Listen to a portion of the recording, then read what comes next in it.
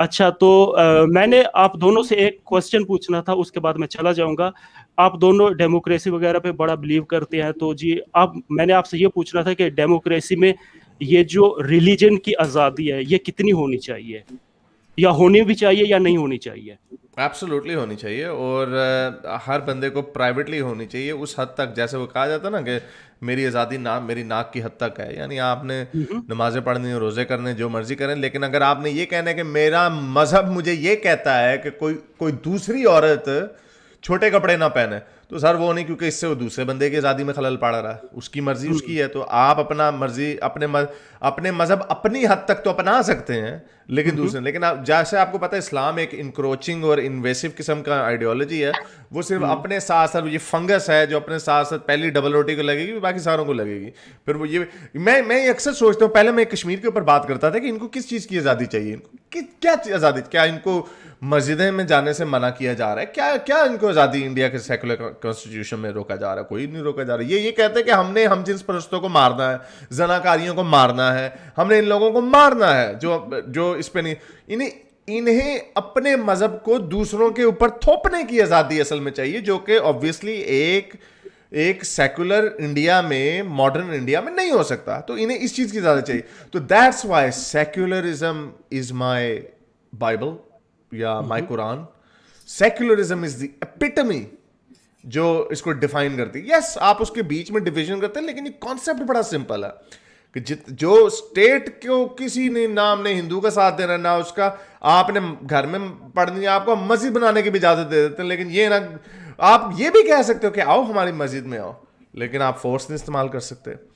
آپ کسی کو یہ نہیں کہہ سکتے کہ آپ جو کر رہے ہو بیٹا، یہ جو آپ شراب پی رہے ہو نا، اس سے میرے مذہب میں نا مجھے منع کیا. آپ اس کو تلقین کر سکتے، لیکن آپ کچھ کر نہیں سکتے. That's, اچھا I think it's very simple to me. I don't know. Maybe complication آ جائے بعد میں. اچھا، ایک سیکولر اسٹیٹ میں اگر کوئی بندہ وہ کیا کہتے ہیں نا گورنمنٹ آفس لے رہا ہے، اگر اور مجھے پتا ہے کہ یہ بندہ اچھا خاصا ریلیجیس ہے، تو اس کو وہ کیا کہتے ہیں وہ آفس کی سیٹ دینی چاہیے یا نہیں دینی چاہیے؟ نہیں، پر اس سے آپ اوتھ لیں گے نا کہ ریلیجن اس کے رستے میں نہیں آئے گا. اور اگر آپ کو نظر آئے کہ وہ ریلیجن رستے میں آ رہا ہے تو آپ پھر اس بندے کو آپ کر سکتے فارغ کریں، کیونکہ وہ بریچ کرے گا. ایگزیکٹلی آپ ڈسکریمنیٹ نہیں کر سکتے، آپ کو دینا پڑے گا، لیکن یس آپ کو اوتھ لینا پڑے گا. نہیں وہ تو آپ کو پتا ہے کہ جتنے بھی مولوی وغیرہ ہوتے ہیں وہ تو لے لیں گے. اپنے آپ کو وہ گے ثابت کر کے یورپ میں جا کے وہ اسائلم لے لیتے ہیں، تو ان کا کیا ہے؟ نہیں، وہ اچھا تو ہوتے ہیں اصل میں بھی، وہ گے نہیں ہوتے، وہ بائی سیکشل ہوتے ہیں اصل میں. ہوتے بھی ہیں. غالب بھائی میں امینہ کی اسٹریم میں گیا تھا، میں آپ کو نیدرلینڈز میں ایک دو پاکستانی ہے، ایک افغانی ہے، وہ بتا رہا ہے کہ میں نے میں گے ہوں ہومو سے، وہ کیا کہتے ہیں، ادھر جا کے اس نے اسائلم لیا ہوا ہے، لیکن وہ بندہ ٹوپی کے ساتھ اور شلوار وغیرہ کے ساتھ داڑھی کے ساتھ گھوم رہا ہے، 5 وقت کی نماز پڑھتا ہے، جھوٹ موٹ کا وہ ہو گیا، گے ہو گیا، وہاں جا کے اس نے اسائلم لے لیا. خیر یعنی اس طرح کے کیسز آپ کو ملیں گے. ملتے ہیں. میں ایک کیس جانتا ہوں، میں آپ کو آسٹریلیا کا ایک کیس بناتا ہوں، بڑا مزے کا فنی واقعہ ہے. وہ ایک لڑکا تھا، اس کا بھی کیس بیچارے کا چل رہا ہے اسائلم کا. اس نے میرا ریفرنس لیٹر لیا، تو مجھے کہہ رہا تھا حارث بھائی کاش میں بھی نا ہم جنس ہونے کا دعویٰ کر دیتا. کہتا ہے ایک مومن ہے اس کا دوست، اس نے ہم جنسی ہونے کا دعویٰ کیا، کوئی 1.5 سال بعد اس کو پی آر مل گئی. انہوں نے تھوڑی چیک کرنا کہ ہاں بھائی ٹام اس کے ساتھ ڈنگ ڈونگ کرو، ہم دیکھیں گے کہ یہ ہے یا نہیں، یہ انجوائے کر رہا ہے. ایسے تو نہیں نہ ہوتا آبویسلی. تو اس نے دعویٰ کیا کہ وہ ہم جنس پرست ہے. انہوں نے اس کو بیچارے کو پی آر دے دی.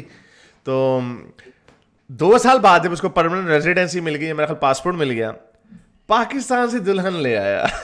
تو اپلائی کر دیا، دلہن کے لیے اپلائی کر دیا کہ میری بیوی. تو امیگریشن والوں نے نا کوئی ہیرو جت کی، لیکن اب کیا کریں، وہ سٹیزن بن گیا، وہ اب تو سٹیزن ہے وہ. تو وہ کہتے ہیں کہ آپ نے تو یہ کہا تھا کہ آپ گے ہیں، یہ کیا ہے؟ کہتا میں ٹھیک ہو گیا. بیوی انہوں نے بیچاروں کو دینی پڑی اس کی بیوی کو. تو یہ صحیح کہہ رہے ہیں کہ اس طرح کی دورمدیاں کرتے ہیں یہ لوگ. کیا ہے یہ آپ امیجن کر سکتے ہیں، انہوں نے باری لگا کے نا نیچے سے ڈنگ ڈونگ ہو رہا ہے. اچھا اچھا غالب حارث بھائی، میرا मेरा पॉइंट ये था कि मैंने ये जो इतनी लंबी एक्सप्लेनेशन आपसे मांगी थी, अभी ये जो एक दो यानी रमजान के पहले हफ्ते में टर्की में एक जज था क्रिमिनल कोर्ट का, यानी वो फैमिली कोर्ट वगैरह नहीं था, क्रिमिनल कोर्ट के एक जज था, उसने अभी अभी नया रिटायर हुआ है, कोई 2-4 माह हो गया, और उसकी रिटायरमेंट के पैसे 2.2 मिलियन लीरा, जो पाकिस्तानी 2-3 करोड़ रुपया बन रहा है, तो उसने पता नहीं क्या वो काफी सारा वो था, यानी रिलीजियस टाइप बंदा था, तो एक बंदा था वो हजरत खिजर के रूप में उसके पास आया, उसको मैनिपुलेट किया, सब कुछ किया, उसके घर में गया, यानी काफी काफी अरसे से ये काम चलता रहा, उस बंदे ने उसके सारे पैसे लिए। अब ये बंदा जज है, कितना कितना रैशनली ये इसने 30-40 साल जब इसने वो जज की ऑफिस में प्रैक्टिस की होगी, कितने रैशनली इसने वो वर्डिक्ट दिए होंगे, आप खुद सोच सकते हैं। उस बंदे ने इसको कहा कि मैं हजरत खिजर हूँ, 2.2 मिलियन लीरा इससे लिया, बिटकॉइन में उसने वो किया, इन्वेस्ट किया, वो बंदा खुद साउथ अफ्रीका भाग गया। क्यों? क्योंकि साउथ अफ्रीका और टर्की के दरमियान वो नहीं है, क्रिमिनल एक्सचेंज का वो नहीं है, एग्रीमेंट नहीं है। अब वो बंदा वहां पे एक्सट्रेडिशन ट्रीटी नहीं है, एक्सट्रेडिशन ट्रीटी नहीं है। अच्छा, नहीं है। अच्छा,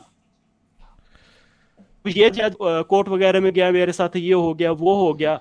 अब यानी ये तकरीबन अभी 2 हफ्ते हो गया, अभी टर्किश मीडिया में काफी सारी वो हो रही है, यानी डेट हो रही है। अब मुझे ये बताएं कि आप कह रहे हैं कि ये, हाँ, आप कह रहे हैं कि इनको सारे हकूक देने चाहिए वगैरह वगैरह, तो अब ये जो बंदा 30-40 साल इसने जो वर्डिक्ट दिए हैं, क्या इस पे हम वो कर सकते हैं, भरोसा कर सकते हैं?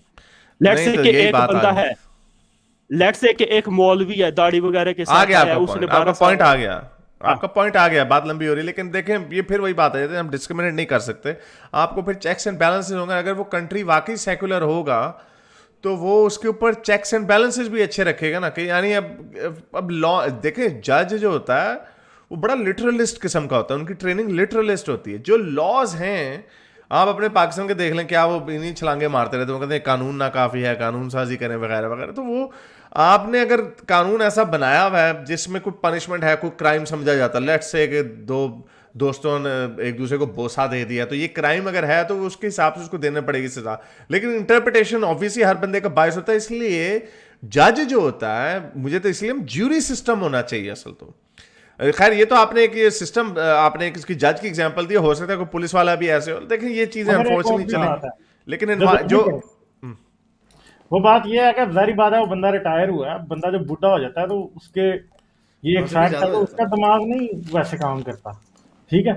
नहीं, तो अभी रिटायर हुआ है, 2-4 माह हुए हैं, 2-4 माह हुए हैं। तो सर देखें 60-65 का तो होगा ना, ठीक है, तकरीबन। हाँ, तो मैं कई लोगों के विचारों की उस वक्त ही नहीं कर रहा होता, कोई प्रॉब्लम भी उसको हो सकता है, मेरे ख्याल है तो कोई ना कोई मसला होगा जिसकी वजह से ऐसे हुआ, वरना ऐसे किसी बंदे को कोई हजरत खिजर कैसे मान लेगा? वो प्रॉब्लम ये नहीं मुझे समझ आती है। एक तो मुझे ये नहीं, ये आईडी कार्ड देखते हैं को रसूल अल्लाह आ गए ख्वाब में, क्रिश्चियनों को जीसस आ रहे होते हैं, जीसस के साथ अपना अल्लाह मियाँ का एलोकेटेड आईडी कार्ड दिखाते हैं, पहले ये देखो ये मैं हूँ जीसस इब्न मरियम।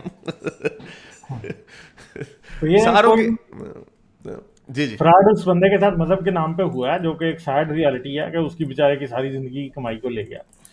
बहुत खतरनाक बात है ये, मगर जाहिर बात है रिलीजन के नाम के ऊपर। और वैसे तो आजकल ये बिटकॉइन वाला मसला इतना है कि आजकल पाकिस्तान में डाका पड़ता है, वो पूरे का पूरा बैंक अकाउंट उसका बिटकॉइन में कन्वर्ट करते हैं, किसी वॉलेट में ट्रांसफर करते हैं, गायब हो जाते हैं।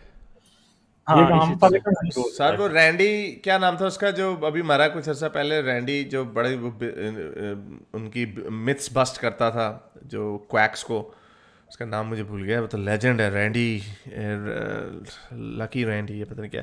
तो उसने वो दिखाया कि एक्सपोज किया था एक फेथ हीलर को, कानों में वो लगाया हुआ था, उसकी बीवी उसको बता रही होती थी कि उस बंदे की ना बीवी का नाम, हस्बैंड का नाम थॉमस है और वो कार एक्सीडेंट में मर गया, तो वो उसको बता रही होती, तो कहा Is there someone by the name husband died in a car accident? Yes, I'm thinking his name was starting with T maybe. Yes, my husband died of car accident. तो वो ये तो उसकी उन्होंने फ्रीक्वेंसी उसकी पूरी ना वो रिकॉर्ड की और उसको एक्सपोज किया, اور وہ ہزاروں لوگوں کا وہ آپ کو پتا وہ جس طرح میگا چرچ وغیرہ ہوتے ہیں ہزاروں لوگ بیوقوف بننے کے لیے بیٹھے ہوئے ہیں $100 کے نوٹ ان کی ٹوپیوں میں ڈال رہے ہیں تو ایکسپوز ہو گیا 5 سال بعد پھر آ گیا ہولی واٹر کے ساتھ ٹریڈ مارک کر کے لوگ پھر بھی خرید رہے ہیں. تو امریکہ جیسے سیکولر ملک میں بھی دیکھیں لوگ یہ پرسنلی دیکھیں ریلیجن جو ہم الاؤ کرتے ہیں نا کہ آپ ریلیجن آپ پرائیویٹلی پریکٹس کر سکتے ہیں اس کا مطلب یہ ہے کہ آپ پرائیویٹلی بیوقوف بن سکتے ہیں